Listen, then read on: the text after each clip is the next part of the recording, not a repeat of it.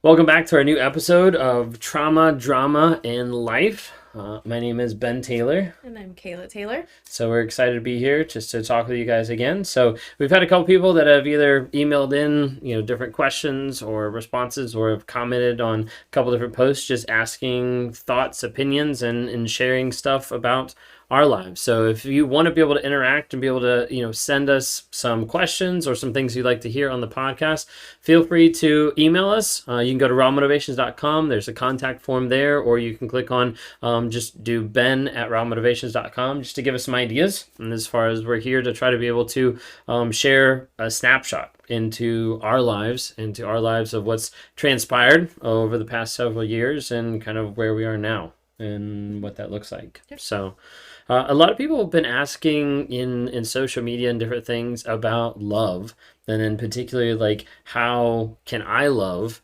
my wife, because as being a narcissist, I'm incapable of love. And like, what does that actually look like now, now that I'm putting out there who I am, kind of what's going on. I had someone just the other day that like commented, be like, I hope that what was it? It was, I hope that she leaves you and finds someone who will really love her. That was the comment. And so, hearing different things like that, it's interesting, not just from my perspective of like what I'm thinking about it, but also then to get like even your take of like, what does that sound like to you, or what resonates with that, when people make comments like that. Yeah, I think it's hard because now seeing the change and how he does show that he loves me now, it's kind of hard to hear those comments. Like, I 100% would agree with them if they would have said that like a year and a half to 2 years ago. Obviously, like that makes 1,000% a difference, is because you've changed and you've done like a complete 180. But it goes back to people often, I think everybody has their own definition of love. Like, some people base it off of feelings, and if you're basing it off of feelings, then I don't think that you're ever gonna truly find love. And I think that that's kind of how you were basing love off of for several years, is off that feeling and that high of like, this is what I need to achieve, is that high and that feeling like all the time. And that's why you would go from like person to person to person to person to person. And I think there's definitely an aspect of like, I viewed love as like a high. I viewed it as being, I viewed it as being like someone, or anyone in one sense, having that type of affection towards me, but not necessarily that it was towards other people. Like, there would be aspects of, love bombing, or, wooing a person kind of a thing, but there wasn't like an aspect of, let me invest in this person, or let me show up for this person and it be loving for that person. It was more or less getting love from that person. Gain. Yeah, it was more I wanted the high of someone loving, adoring me, of it being all about me, that aspect, versus there being a two-way street of love going back and forth. Yeah, and I think that it goes back to basing it off of like, the love that you had for me at the time was pretty much non-existent, but the times that it, quote unquote, I would have thought that it was existent, it was more conditional.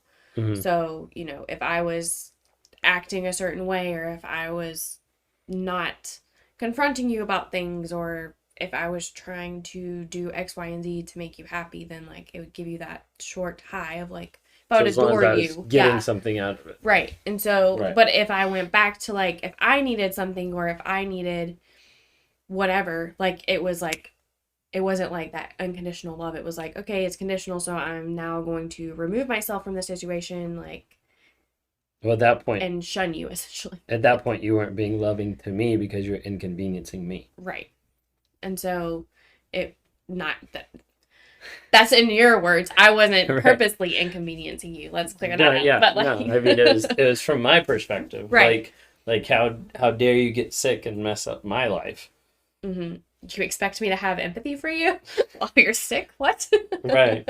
Well, I mean, empathy, that's a whole nother topic. But I mean, that's a huge aspect of the love, was more of a high and more of what I wanted from another person, not necessarily something that I would give.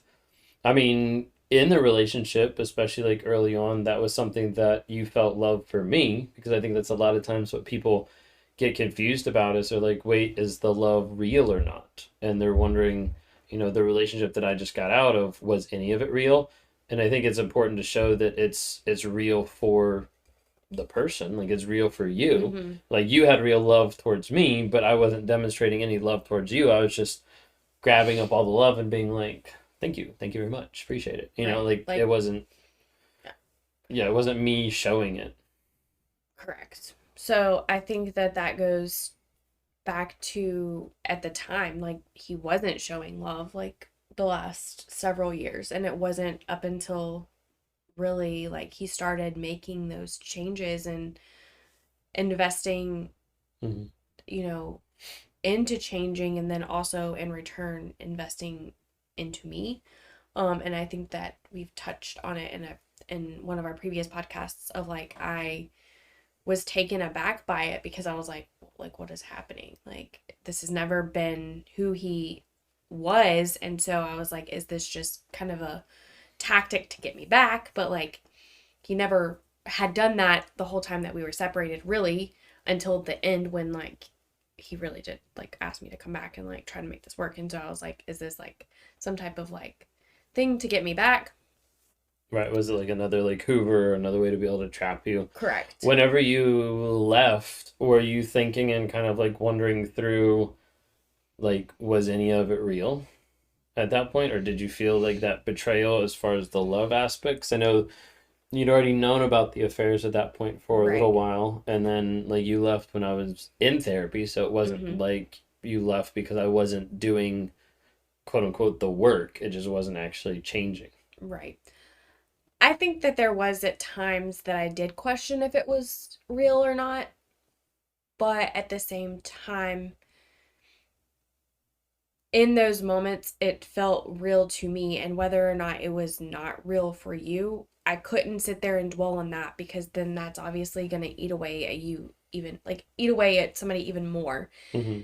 And it goes back to the book that I read by Lisa Turkster, Forgiving What You Can't Forget. And there's a section that goes, and then she talks about how she would question, like, if the memories that she had with her now ex husband, um, if they were real or not. And she had to put in her mind of, like, in that specific moment, whether or not he showed her true love or whatever it was, those moments are still real for her and she enjoyed those specific moments. And I think that that helped me have some healing of like, I can't sit here and I can't analyze the entire relationship or it's going to eat away at me at the core. Mm-hmm. And there has to be a point, a pivotal point to where you pick yourself up off the floor and you start healing for yourself because you can't live in a place of being entrapped in your thoughts and your mind of the what ifs or the analyzing and everything else. And I'm a very analytical person and I am a very logical person. So I analyze a lot of things, but I knew that in that moment, I just had to take and say, I know at least for the past 2 years, 100% that he has not loved me the way that he should. That is what I know. There have been moments that I've quote unquote maybe felt love, and whether it was in my delusion or whatever, I'm not going to analyze those moments. I'm just going to take it and I'm going to start my healing. Mm-hmm. Like really just, I mean, that's a big aspect that we try to promote on the platform, and also in like the coaching that I do is telling people about like getting back to the truth of like understanding like the truth of the situation is at the end of the day, it what matters is that demonstration of love or that Mm-hmm. demonstration of what the person is doing. And so even when we walk through that process of trying to help people like rewire their mindset, it goes into depth of like the truth of the situation of like how do they actually demonstrate it, because if it's not real, like if it's not being shown on a consistent on a day-to-day basis, then it's not real. And a lot of times people want to latch on to just those positive moments or those little moments and think of that. And I think as you were talking, I was thinking of like the idea when people start analyzing, okay, did he love me? Did she love me? Like how does it actually work like that? I think there's a huge part that is harmful for them when they do that because they normally ascribe their worth based on if the other person loves them, Mm-hmm. right? And I think that it goes back to based off of the society that we're in today of like social media and Mm-hmm. getting all kinds of likes or comments or whatever on a post or whatever it may be, and then you associate those people liking your comment off of your worth. And It's so like it's validating. yes, and so it's the Mm-hmm. same thing with like basing one person if they loved you or not off of your worth or your value or whatever. Mm-hmm. And again, we can sit there and we can analyze that if we want, and we're going to stay in a place of not healing ourselves and not being able to move on and just in this like place of like bitterness and dwelling and whatever it may be. Yeah. And I think that's huge because so many times people put their worth based on what another person thinks or what another Right. person says or if another person validates them. And as a result, I think that's why a lot of people stay in toxic relations longer and why they struggle to get out physically, mentally, and emotionally because they're still attributing their value and their worth as being determined by another person. Mm-hmm. So it's like almost the concept of, well, if I just do X, Y, and Z, he's going to like me more or love me more or her or whatever. Mm-hmm. And that's not the case. Like, because in one sense, their love is conditional, or if they don't have anybody else and they're off over here and they're not getting the attention, but you're giving the attention, then that's when they're going to come back and you're going to think that, oh, they love me again, when really they're just waiting for that next high or that next person to come along and validate them even more than you are. And then they're going to be swooped away by them and do Mm-hmm. that. Yeah. When did you feel like it changed for you as far as like your worth not being defined by how much I loved or didn't love you?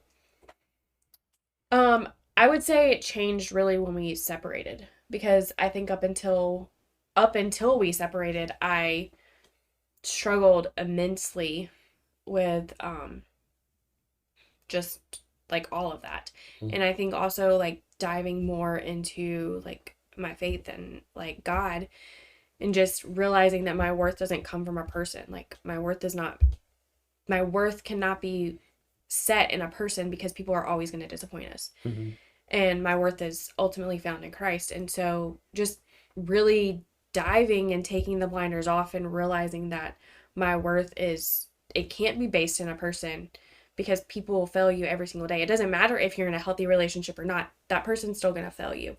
And especially when you're in a toxic relationship, that person fails you like 1,000 times, like over and over and over, by doing harmful things like mentally to you, because they're saying that they love you, but they're doing the complete opposite. And so you're like kind of like disoriented of like, well, what is love? Mm-hmm. What is my worth? What is this? What is this?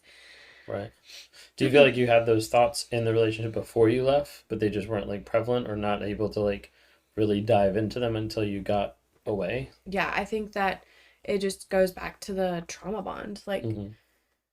because I think often it just, the when you have that trauma bond, it can be so detrimental, that you have such intense blinders on, and you're just willing to do sacrifice like your mental health, your physical health, your whatever, your well-being for another person, and that's not how it should be. Right. Yeah, and I think like it's important to acknowledge that it wasn't just time away and it wasn't just like distance away, but it was also you focusing on you, like you focusing on Mhm. like where who you were, like where your worth came from, like how that actually is defined versus it being on anyone else. Because there's a lot of people that get away. Mhm. And in with the people that I talked to on a day-to-day basis, like a lot of times I'll say it could be 2 weeks, 2 months, 2 years, 20 years. And I've talked to people on all those different ranges, and they could have been away for that long, but they're still like mentally trapped. They still haven't Mhm. mentally broken free of the prison that the narcissist constructed. But then I also think a lot of times the survivors construct around themselves of like self-limiting thoughts and self-limiting beliefs that have been impressed upon them. So I mean, I guess it'd almost be like I don't know. It'd almost be like a mold that's hollow. In one sense, the narcissist kind of like presses on the other person of like you will be in this image, you will be this way, and then they take it off, and it's kind of like there, and it might be like paper thin, but like the other person doesn't know or hasn't passed those self-limiting thoughts to actually break out of that and realize like the weight is actually not there anymore, because Mm-hmm. even when they're free mentally and emotionally, it might still feel like that weight is still on them, right? Yeah, that makes sense. I think that it goes back to, in one sense, you have to find some type of closure, whether you make that up in your head or um, you just come up with some type of different scenario and you just keep telling your Because you're not story. going to get it from the Right, narcissist. because you're not going to get it from the narcissist. I didn't give And you closure, did I? no, what, what did I give you? nothing. Just trauma, right? Like, there wasn't any, like, whenever I left, it wasn't like oh, I'm sorry that I did this to you. Like, It was there just kind wasn't, of it like, was just bye. kind of like, okay, well, this is what you're doing, so okay, see you later.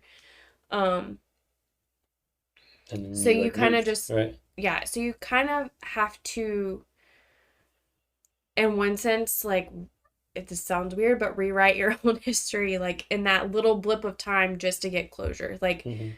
that's the only time that I'd probably ever say, like, rewrite some type of history, Well, we because talk in about a lot of times the EMDR, like I use the phrase like rewiring a lot of rewiring, times yes. because it's the easiest to kind of say like we're rewiring back to the truth of how they demonstrated versus like changing it to a false Hmm. reality.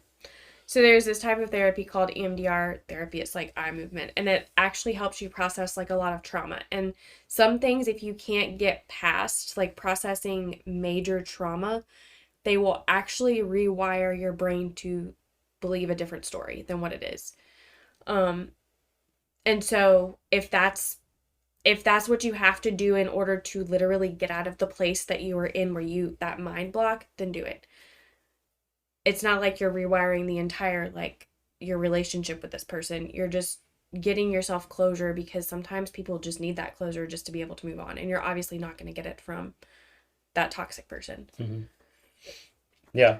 No, I think a lot of times like I'll talk to people how like they're not going to get closure from the narcissist, but it comes from them. Mm-hmm. Like, it comes from them acknowledging like what happened in the relationship, acknowledging how that person showed up, because I think that's a huge aspect. Like, we before the podcast, we were just curious and we were like, what is the definition of love according to just like dictionary? So we just Googled it just to see. And what it popped up with was an intense feeling of deep affection, and then or a great interest and pleasure in something. It's like super, like, it tells you a lot there, right? Like, it's the example is babies fill parents with feelings of love. So like just random like fleeting feelings. And I think that's what a lot of people focus on is like Yeah. the high, the butterflies, and then like when I didn't have the butterflies, I was just like, obviously it's not me because I'm perfect, so it must be your fault, Right. right? But if you're a parent, you know that you're not going to have those, like, newly love butterfly feelings for your child. That doesn't mean that you don't love them. Like, because I love my kid more than But you don't anything. always have butterflies for But them it's or not for like me all the time. right, like, it's not like I have that feeling of, like, you know, the intense, like, feeling of butterflies or whatever It's it like may when be. Sophia's screaming at you or like drawing on the wall. It's like, oh, these like intense, deep feelings that I have affection for you. Like, Right. yeah, I mean, and everybody goes through that. And I think people get stuck with the idea of like, wait a second, there's a narcissist that says that he's still with his wife and loves his wife. Like, you can't have feelings, that kind of thing. Yeah. And obviously there's a lot of things that attribute to, like, divorce rates, but I do think a lot of the divorce rates are high because people base their love off of feelings versus trying to work through and make connections or whatever. But that's like a side note. But Right. it goes back to, well, do you actually love me then? Hmm.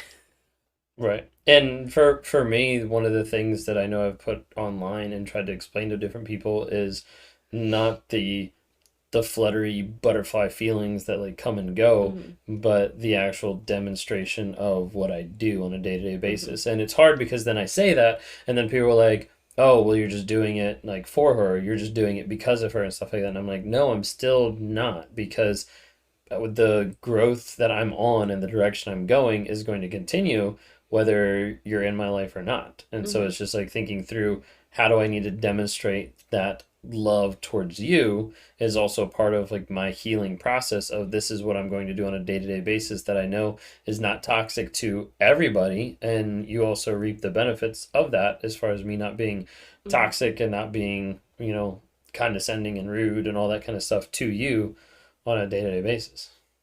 Correct. It's not, it goes back to, I know like your love for your spouse or your person that you're in a relationship with is completely different than like your kids, but it also is like you show up. How do you love your child? You love them by doing things with them. You love them by providing for them, like cooking meals for them, spending time with them, things like that. So that also all encompasses like love. And so it goes back to that's ways that he shows me love. Like Yeah, and not just we like the physical or emotional the or right. mental aspect, but also like for the kids, like creating a safe place. Like I got to create a Correct. safe place, like mentally, emotionally, physically for you in order Mhm. for there to be a connection formed or for there to be Right. love in between us in that Mhm. aspect. Yeah. Cuz if you obviously come to the table and you don't have that safe environment for somebody, then you're not going to communicate well and your communication is going to dwindle, and in return your relationship is going to dwindle, and then it's just going to become this like huge toxic like Hmm. oozing thing. What would you say to like all the people out there that are listening to our podcast or watching my videos and seeing the aspect of like, well, he's still married, or they made love work. How does that work for me? Or maybe I can have that aspect of my relationship with the toxic or the narcissistic person that's been in their life. Mm-hmm. It goes back to just, if that's something that you want to stay in, if you want to stay in, I caution you that it 99% of the times they're not going to change unless they actually truly want to get help and to change themselves. So I think that within doing this, like I don't ever want to give somebody like false hope or false like sense of whatever it may be, because I think our situation is definitely different. And yeah. Yeah, I mean, I think one of the big things is making sure that the other person's actually demonstrating it, that they're actually not just saying it. Because like Mm-hmm.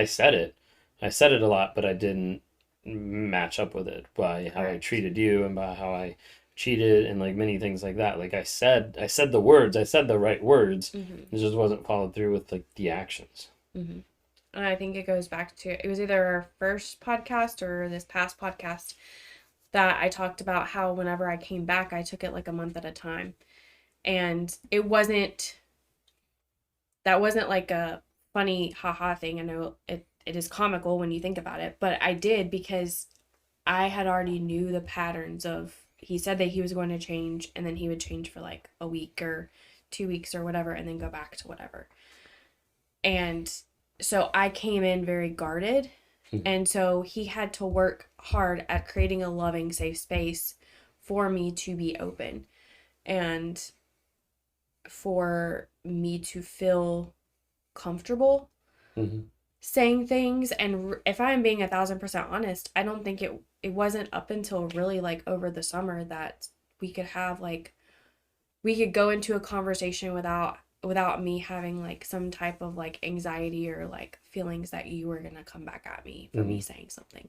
There's like a lot of trust that had to be built up and a lot of Right. work on both our parts, and still like the journey is still like messy. Like it's not like Mm-hmm. we have it perfect. I Yeah. mean, even the other day when we got into like frustrating times together, like trying to express our own vulnerabilities and our own emotions in the moment was like super hard. Mm-hmm. And then it's also super hard because we'll lay those out there and then it's like triggering both people at the same time based on previous experiences, perceptions, and trauma. Mm-hmm.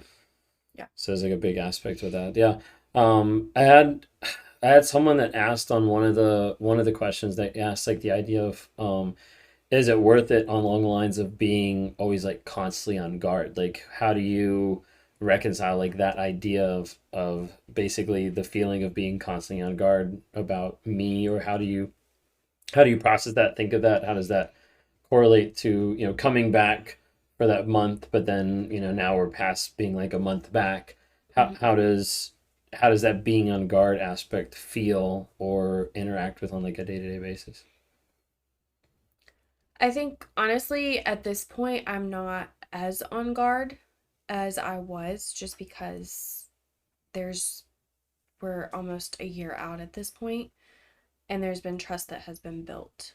Um, but coming back, and when I was more on guard, I don't think that it necessarily was like an issue at the time, just because I had grown and I had healed so much, like over the time that we were apart, Mm-hmm. that it was kind of one of those things where it was like, okay, if this works, that's great. If it doesn't, that's great too. Like, that's kind of like the peace and the mindset that I was in. So it's like, what is 1 month, 2 months, or 3 months gonna hurt if I have to come back and I would have to pack my stuff up anyways in order to physically like 100% move? What is those couple months gonna like make a difference in a blip of time or my healing? Because it's not, because it's not gonna really do much because I've already made it this far in my healing process. And just if he lets me down again, I have this much healing already under my belt in one I sense. think you're also more like resolute of, if he does this, then I'm out Mm-hmm. anyways. I feel like I don't know if it was necessarily like a disconnect, like where you're disconnected from that, or like emotionally like disconnected from it or something, but like the healing process to a point of like I wasn't defining you, so then if I still continued those behaviors, then there wasn't an aspect of feeling stuck, I don't think. Yeah, yeah, there wasn't. And I think that, I mean, obviously, I still have those boundaries and I still have those things of if he does X, Y, and Z or whatever it may be, that um, Mm-hmm. I would still up and leave. Like, it would be obviously a little bit harder now because, like, we have had all of this healing and stuff and it would suck. But I've still healed immensely from the things that um, I've faced when he was like not self-aware narcissist. And so I still owe that to like myself and my Mm-hmm. daughter and future kids or whatever. So Yeah. And that's future stuff we can talk on yeah, podcasts as far as boundaries and boundaries and things like like that that. Yeah. too. But anyways, if you guys like the episode, please like, rate, and review it. Share it with some people. Just kind of spread the news. We're trying to help spread the news about narcissism, but also just a glimpse into our lives, how we process it. If you have specific questions, feel free to send them to us at rawmotivations.com. You can click just to contact and send an email. You can do ben at rawmotivations.com and send that email just to be able to give us either ideas or questions or thoughts that you'd want to hear us discuss or go over while we're doing the podcast. So thanks so much for listening, and we'll see you again next week. See you next week.